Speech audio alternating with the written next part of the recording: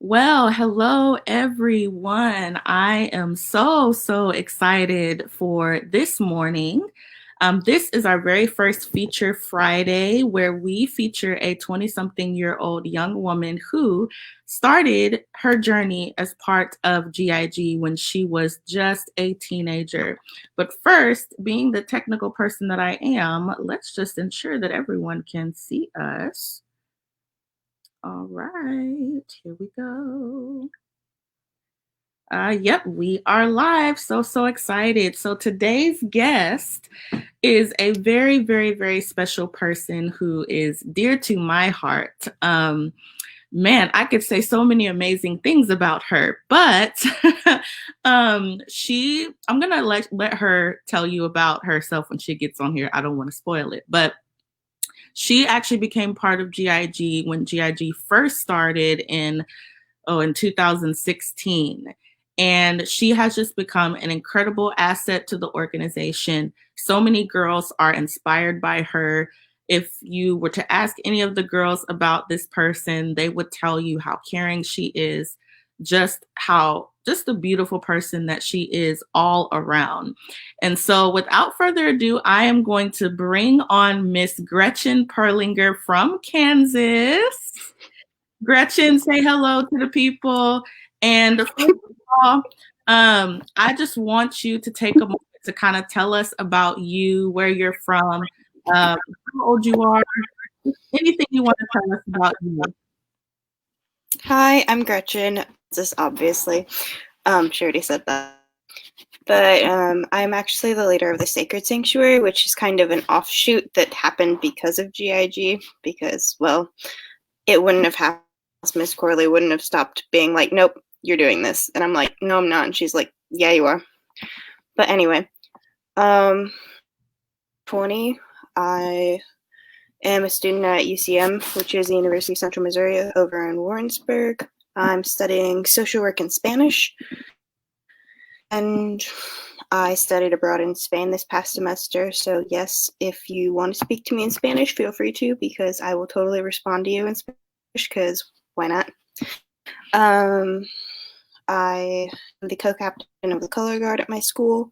I'm the president of the National Society of Collegiate Scholars at my school, and I love lots of things: reading, cooking. I write my own music. I have a music for change. I play guitar and ukulele. I sing. I've been in choir since the 3rd grade. I'm everywhere doing everything, basically. Yes, she is. And she's right about responding to you in Spanish because I have done it before. I've spoken to her in Spanish. She knows. I love foreign languages, so that was a lot of fun for me. But you are involved in so many incredible things, Gretchen. But of course, we all definitely want to know, how did you get connected with GIG?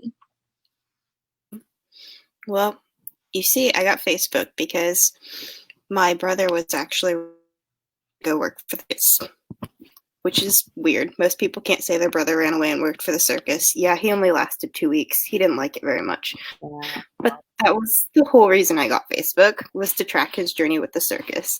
And then I went through random things, like a teenager does. I don't remember. I think I was about 15 or 16. And I was like, what's this? GIG. I have no idea what this is.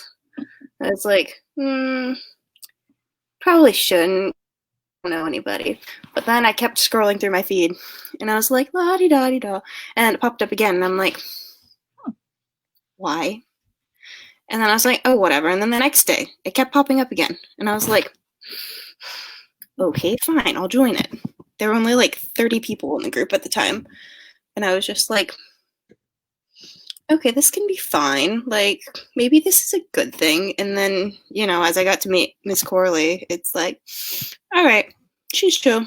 She's an actual person. She's not like some creepy stalker person who's gonna try and stalk me or anything. So I was like, okay, I'm good with this. Yes. And I actually didn't even know that fact about the only reason why you got Facebook is because you wanted to follow your brother in the circus. Like, come on now, How old are you when you're part of GIG? I forgot. How old were you?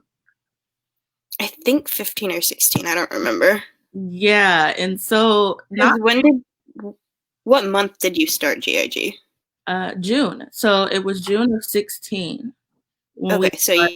you right before I turned 16, or Yeah, probably. Because I yeah. know your birthday is September, right? So it could have been later that you turned 16. That is so, so crazy. I did not even know that. But like I said, we were in your face, y'all. We were in her face. GIG has a way of getting in your face and letting you know that this is what you need. Empowerment is what you need, right? If you know me well, I am all about that. If I had empowerment tiger claws, I would definitely ensure that you were empowered. But I'm so glad that you're part of this, and I'm so glad that we popped up many times for you because without you being part of this organization, I don't know probably where we would be, to be honest. So now let's go ahead and ask a personal question really quick because I know that you are into music. So, how did you become interested in music? I know that your musical talents have blessed us in some various different ways. How did you get interested in music? Tell us about how Music for Change came about, all that stuff. Um, Music has just always been a part of my life ever since I was a kid. I grew up in the church, so there was always music. And I got to be in 3rd grade, and they're like, "Hey, who wants to join choir?" And I was like, "Heck yeah, let's sing all the time." And then in 5th grade, they brought guitars into the music room, and they let us play them for a while. And I was like, after that, I was like, "Mom, I need a guitar. Mom, I need a guitar." She's like, "Why?" I'm like, "Because I need a guitar." And I can't stop. I love it. And Music for Change was the Sacred Sanctuary before the Sacred Sanctuary. It was kind of what Miss Corley and I decided to name the group. Well, she helped. And it was more music centered, but the idea was still basically the same as what it is now, and that's just helping people, being there for people, supporting people, helping them connect with all the different things. We still have Turn Up the Tunes Tuesday where people can share different music and different songs, parts and stuff like that. So it's like it's still part of us, but it's not the whole picture now. Awesome. Yeah, I remember when I first started talking to you about your musical talents, and I was so, so impressed just by some of the things you're doing. If you guys haven't seen her page yet, Music for Change, it's on Facebook. I'm sure that you guys can look it up, find Music for Change, and see Gretchen. Such amazing, amazing music. This girl writes her own songs. Come on now. I'm pretty sure they're probably going to be out in a little while. So kind of tell us, because I know it's part of your musical opportunities, you got to meet a very special Christian artist. So tell us who that was and how that was.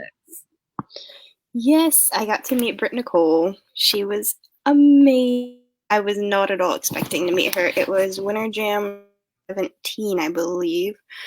And I was just looking at her merchandise table, and all of a sudden this line starts forming. And I looked at somebody, I'm like, "What's the line for?" They're like, "Britt Nicole's coming out." I said, They're like, "Yeah." I ran. I was so excited. I hopped in the end of the line, and 5 people after me, they cut the line off. Craziest thing. Barely made it. But when it got to be my turn, my mom, of course, didn't have to take pictures because that's what moms do. And her and we just sat there and talked. It was really nice. And then my mom whispered, my mom had just finished for her brain tumor, and she was like, "Hey, don't forget to ask Britt to pray for me." And I was like, "Okay."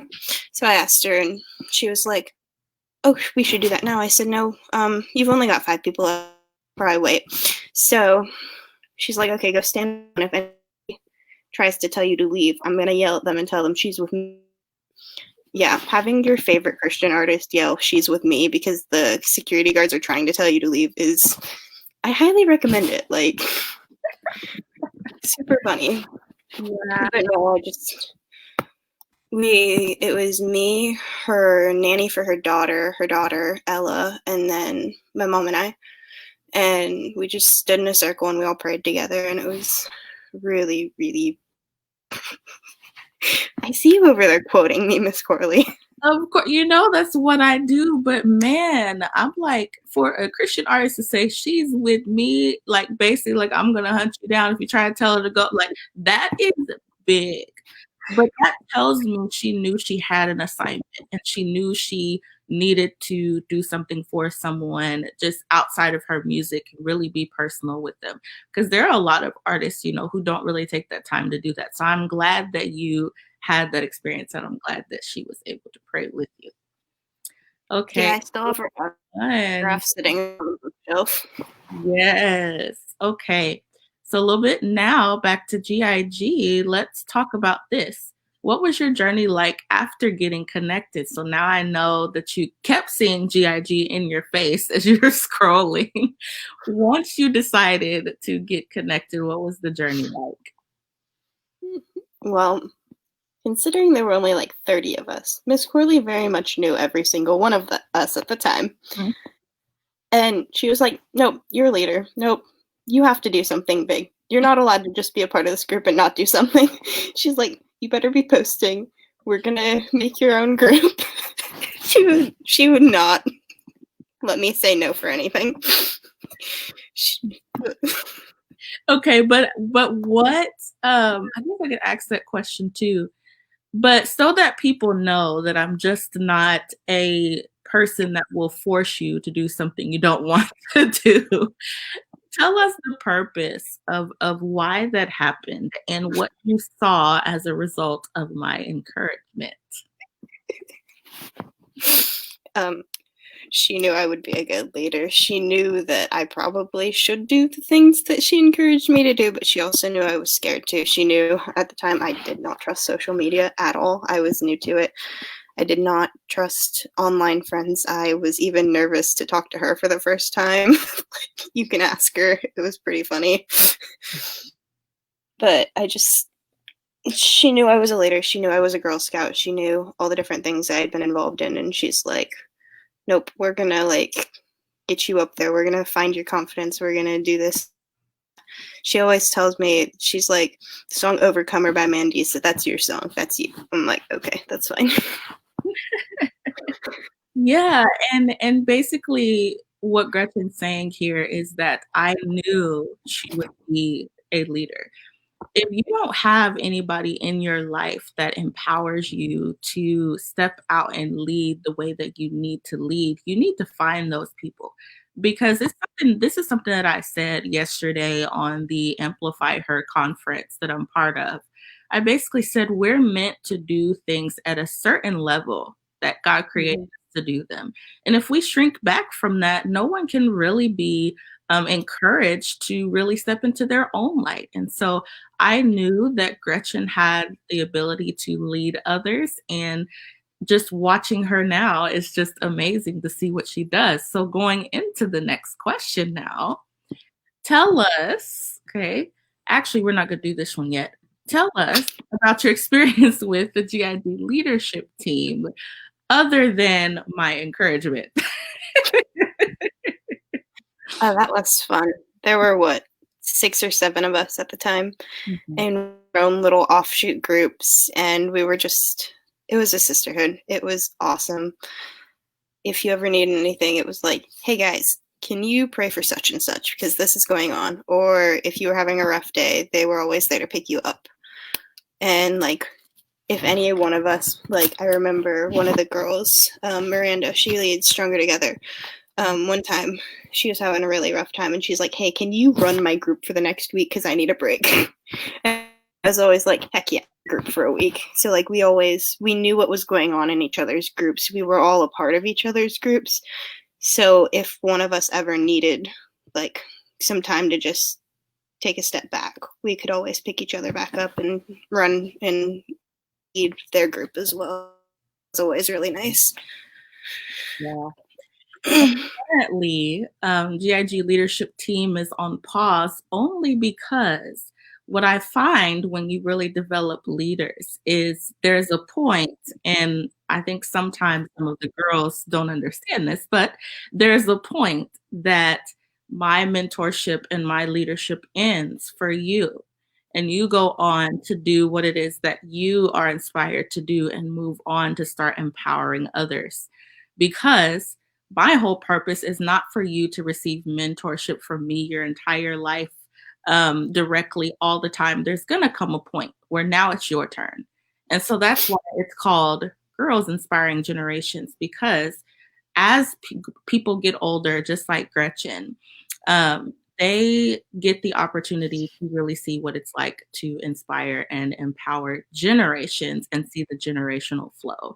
So that is the whole purpose. So we definitely are going to be picking this back up with our new influx of teenagers that are coming in. So excited about that. But now, Gretchen, okay, now this question.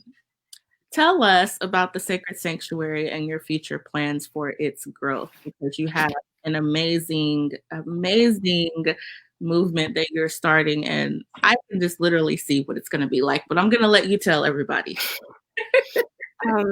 Yeah, the Sacred Sanctuary is my group. The plans for its future, I want to establish, I'm thinking it's probably going to be a nonprofit, and it'll be a place where anyone, say 13 to about 23, 24, can come to receive any type of help, whether it be mental, emotional, eating disorder, dumped out of the foster care system, abuse, neglect, sexual abuse, rape, anything. And it'll just be a place where they can come and receive to move past and get their life going. That's good. So what was the motivation behind creating this? God. Other answer. So what now? God. He put it on my heart and I have to make it happen. Yeah, look at that. Yes. God literally could be your only motivation. Sometimes once he tells you that it's time to do it, you just got to roll with it and do it right. So excited for you. So a couple more things. What are other ways that you are currently inspiring generations? The golden question. Definitely my music, for sure. And then I lead a peer support group at my CU as well. So we're doing that too. That's great. And then just helping out with younger groups when I get chances to. That's awesome. And how are all of those going? Pretty good, you know. Pandemic going on, so like everything's virtual right now, but that's okay. Right. Even ourselves, we've got the online going. So this is definitely definitely understandable. All right. So our last question that we have here, how can others connect with you to find out more about what you're doing? Find me on Facebook, you have my name, or find the Sacred Sanctuary, or find me in GIG. Yeah. Or Music for Change. Don't forget to look up her music page. And definitely, have you posted any more recent songs on there? Definitely go check out those songs. I need to do more. Hey, it's all good. We all got to do more in this season, probably, right? But definitely go and check out the Music for Change page too. She has some great songs on there, and I definitely believe one day this girl's gonna have an album. So she hasn't believed me on some of these things, and they've come true. So we'll see. But of course, you know, with the motivation being God, if that's something that He wants you to do, we definitely want you to do that. Okay. Well, before we go out, Gretchen, what is one thing, or what's one thing that you can close out just to say, not only to the GID teens, but teens in general, that could encourage them, especially during this time? I'd say never give up. Remember that your voice is important and that somebody on this planet needs you, whether it be someone in your family or someone you haven't met yet. You're going to do great things and you're going to do something that somebody else needed because all of our lives are interconnected and you've impacted a lot more people than you think you have. And you're going to do great things. I love that. And that's definitely a promise, a promise, a promise. I believe also from God's word as well. So don't think that because this is a tough time in life and it's a tough season, or just may in general be a tough time for you. You may be watching this and we're no longer in the pandemic season. Understand that you're going to do great things. I say all the time, your pain does not mean that your purpose is exempt or absent. So know that you're going to do great things in Him. Well, Gretchen, thank you so much for being our guest today. Goodness, I was so excited about this. I woke up this morning with so much energy. Not that I don't, but I just love this. This is us. This is me and Gretchen. So definitely excited. Definitely go find her on Facebook, Music for Change, The Sacred Sanctuary, and in GIG if you are a part of that. So I hope that you guys have a wonderful Friday. We'll see you back here next time. Oh, we've actually got a comment. Oh, from someone. Kristen Perlinger says, great job. Awesome. I was looking for someone to put a comment. But this That's is Mom. of this. This is Gretchen's mom, who is also wonderful, by the way. Great person.